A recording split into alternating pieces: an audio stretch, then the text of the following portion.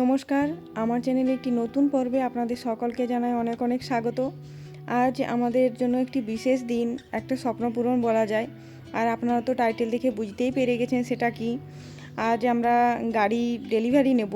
গাড়ি কেনার জন্য যেসব ফর্মালিটিস থাকে তা মোটামুটি সব হয়ে গেছে। আর আজকে ডেলিভারি নেওয়া হচ্ছে সেকেন্ড হাফে। ফার্স্ট হাফে আমার হাজব্যান্ড অফিস গিয়েছিল, আর পঞ্জিকা দেখে দেখা হয়েছিল যে সেকেন্ড হাফে ওই 3:30 থেকে 4:30টার মধ্যে কোনো কিছু বাই করার জন্য শুভ সময় রয়েছে। সেই কারণে আমরা এই টাইমটাকে চুজ করেছি। আর আমাদের প্ল্যান ছিল আমার হাজব্যান্ডের এই অফিসের একজন কালিগ দাদা বলি, ওনার কারে চলে যাব আর আসার সময় কার নিয়ে বাড়ি চলে আসব। কিন্তু সাডেনলি ওনার একটা এমার্জেন্সি পড়ে যাওয়ার জন্য ওনাকে বাইরে যেতে হলো, আর উনি আমাদের সাথে আসতে পারলেন না। সে কারণে আমাদের অটো করে যেতে হচ্ছে। আর আমরা অটো নিয়ে নিয়েছি, আর এখান থেকে বেশি দূরে নয়, 5-10 মিনিটের মধ্যেই পৌঁছে যাব। আর কি গাড়ি নিচ্ছি না নিচ্ছি সেটা ওখানে গিয়ে বলবো, চলুন। আর আমরা শোরুমে এসে পৌঁছে গেছি। শোরুমও প্রচুর গাড়ি রয়েছে, আর এদের একটা গোডাউনও রয়েছে যেখানে আমরা গাড়ি প্রথমে যখন দেখতে এসেছিলাম তখন ওখানে গেছিলাম।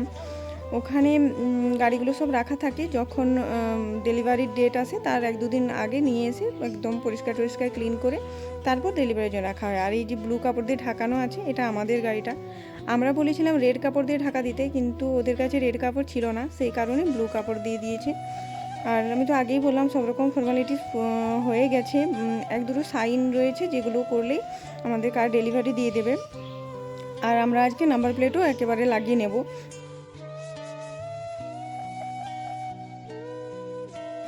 তো চলুন ভেতরে যাই।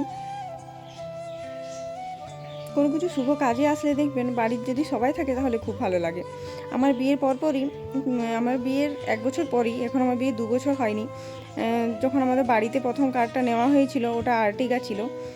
তখন আমরা বাড়িতে সবাই একসাথে সবাই মিলে গেছিলাম, তখন খুব মজা হয়েছিল। আর এই যে গাড়িটা এখন দেখতে পাচ্ছেন, এটা আমরা যে গাড়িটা নিয়েছি সেটারই একই গাড়ি, কালারটা শুধু আলাদা, এটা গ্রে কালার, আর আমরা যেটা নিয়েছি সেটা ব্ল্যাক। আর ওরা আমাদের একটু ওয়েট করতে বললো, ওদের কিছু কাজ রয়েছে, সেই কারণে আমরা একটু এদিক ওদিক ঘোরাঘুরি করে দেখছি।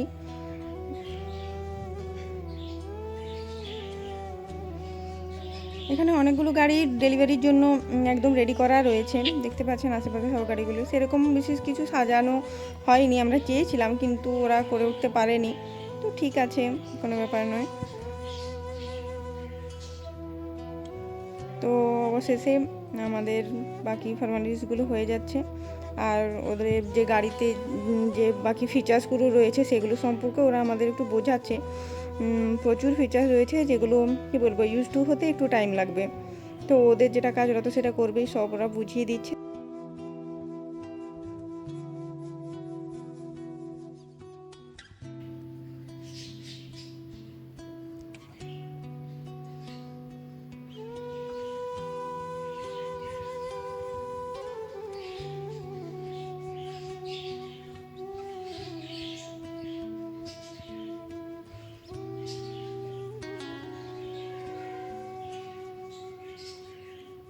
তো আমরা গাড়ির কভারটা খুলে দিলাম।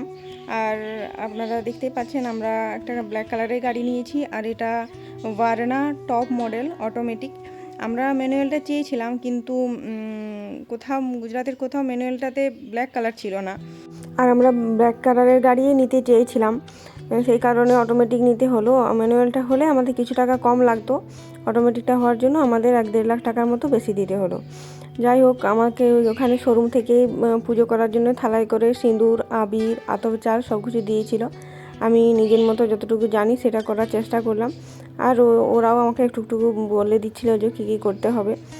এখন আমরা একটু আধটু পুজো করে নিলাম, এখানে ওরা দিল সেই কারণে। তারপর আমরা সন্ধ্যেবেলা মন্দিরে গিয়ে ভালো করে পুজো করিয়ে নেব।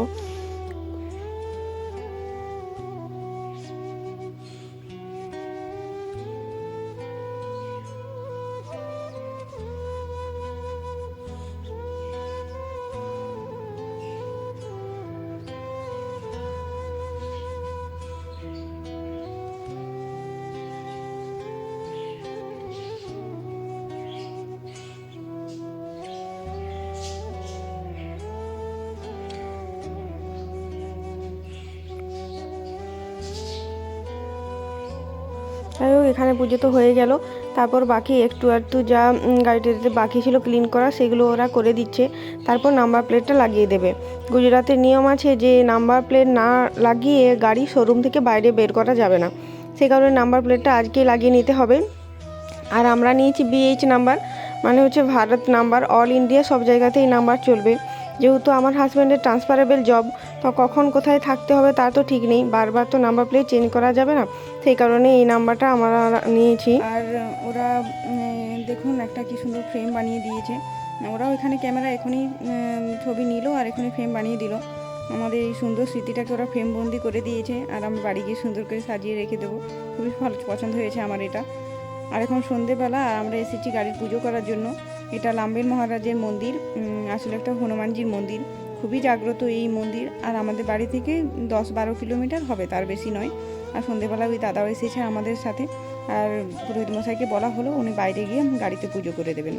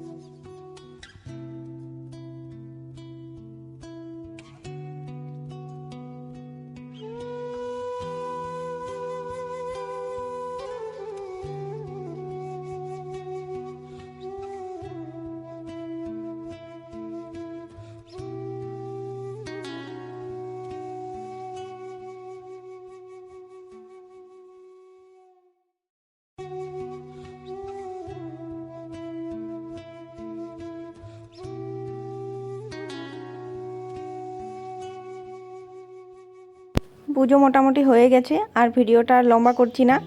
আর আমাদের গাড়িটা কেমন হলো প্লিজ সবাই কমেন্টস করে জানাবেন। আর চ্যানেলে যারা নতুন তারা প্লিজ চ্যানেলটি সাবস্ক্রাইব করে পাশে থাকা বেল বাটনটা ক্লিক করে অল করে দেবেন। আর যারা আগেই সাবস্ক্রাইব করে দিয়েছেন তাদেরকে অসংখ্য ধন্যবাদ। আর ভিডিওটি এখানেই শেষ করছি। সবাই ভালো থাকবেন, সুস্থ থাকবেন।